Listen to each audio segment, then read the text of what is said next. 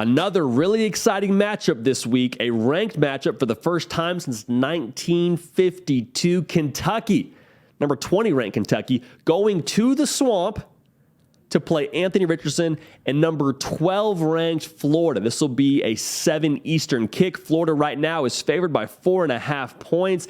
I am very much excited for this one. Kentucky was a lot of people's trendy pick to play for the SEC title. Again, it's a trendy pick. I think people that were a little more grounded probably had them finishing second and third in that part of the conference. But all that's to say, Kentucky is in for a ride. They're in for a ride against AR. It's not to say they can't handle it, but I'm just saying they're going to have to bring their fastball, have to bring their A game to beat Anthony Richardson and company, because that's where this game starts defensively for Kentucky. Can you keep tabs on AR?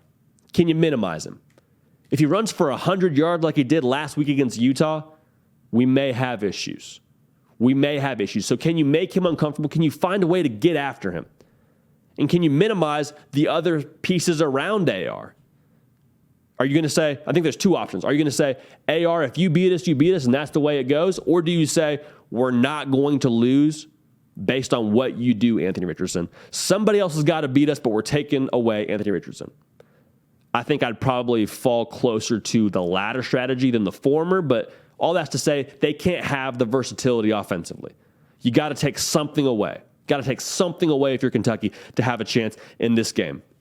Offensively, can you earn the right to be versatile? Last week against Miami of Ohio, I was really underwhelmed by Kentucky. 50 yards rushing. That was it. 50 yards rushing. For Kentucky, as a pro-style offense, it is predicated on being able to get something on the ground. It's not like you're trying to be a run-heavy team, but you've got to be able to move the line of scrimmage a little bit. And we love Miami, Ohio here. I mean, they're running things in the MAC for a long time, it feels like. But 50 yards? You're an SEC team. You're an SEC program. You got to get more than 50 yards on the ground. And that's going to be crucial because Will Levis is a lot of people's hot pick to be the first quarterback off the board. I see the ability, but if you don't have a running back that's going to help you, you don't have an offensive line that's going to help you, they're really missing Rodriguez right now. Doesn't sound like they'll have him for this game. They've kept that pretty close to the vest, but they are really missing him offensively. So if you can generate something up front, well, then Will Levis is able to sort of have less pressure on him because there was a number out there from one of our guys, StatCat, works for On3, a little less than 50% of the time, closer to 40% of the time, Will Levis is getting pressured. Will Levis can't throw the football if he's lying on his back. That's called a sack.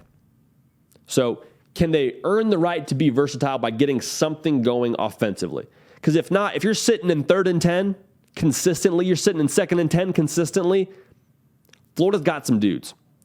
Brenton Cox, Ventrell Miller are some dudes. They will get after the quarterback. And that's kind of been an issue for Florida is, okay, you get after the quarterback, but do you have depth inside?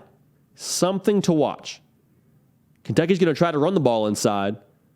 Might not hit first, second quarter, but late second quarter, early third quarter, into the fourth quarter, are they able to generate something?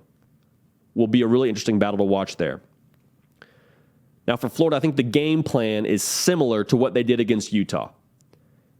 Defensively, force passing downs, just like we were talking about. And then when it comes to the offense, there's always going to be the ace up the sleeve of, hey, AR could just take over. That might just be it. Like, AR just takes over. You don't want to depend on that, but in a ranked matchup, another big-time matchup, AR's encore from putting on the Superman cape against Utah, maybe he does it. I will never rule that out with AR after what I saw last week. I know we said no definitive statements, but I was thoroughly impressed by what we saw number 15 do for the Gators. So he could take over. But let's say he doesn't take over. Let's say he has a pedestrian kind of day. Is there somebody else on this roster? Are there other playmakers that can step up for them? Do you get the run game going? ETN, Wright, Montrell, all those guys, can they get rolling? Because I think that would make Florida extremely dangerous. And that's one of the keys for them, I think, in this game is, can you do it without your fastball? We've seen your fastball. Your fastball is Anthony Richardson taking over. That's a nice luxury to have. But whether it's this game or down the road, there will be times where he's not running for 100 yards and 3 touchdowns. There's going to be a time throughout the season. Does Ricky Pearsall step up? Do they beat him through the air? Does Anthony Richardson do it with his arm? Again, the running back group, so deep. Can they set the tempo? Can they be the reason they win this game? Those are things I'm watching for. Because this linebacking group for Kentucky is really, really special. Got a lot of guys that are going to play on Sunday. DeAndre Square being one of them. Got to watch this for them. It's going to be a good test for, I think, both programs. Get a good litmus test for both programs. Obviously, a huge game in the SEC. So excited to see that. But again, for Florida, that is going to be crucial to have more than just one option offensively outside of AR. Golly, Nick, they're gonna come after us here for saying Tennessee, and we're talking about Florida. I apologize. Our prediction for this game: Florida just has more talent on the roster, so I think Florida is the program that probably has the edge in this game. Also, it's in the swamp. I like Will Levis. I'm not sold on Will Levis just yet. I'm not. Made some decisions last week I wasn't crazy about. The offensive line has a lot of trouble protecting him.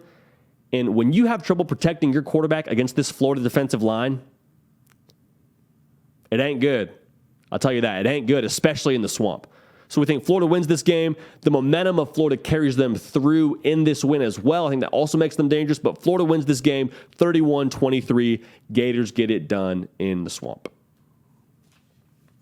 That'll be a fun one to watch, though, because Kentucky was getting all this chatter, and then we're only up 3 against Miami of Ohio at half.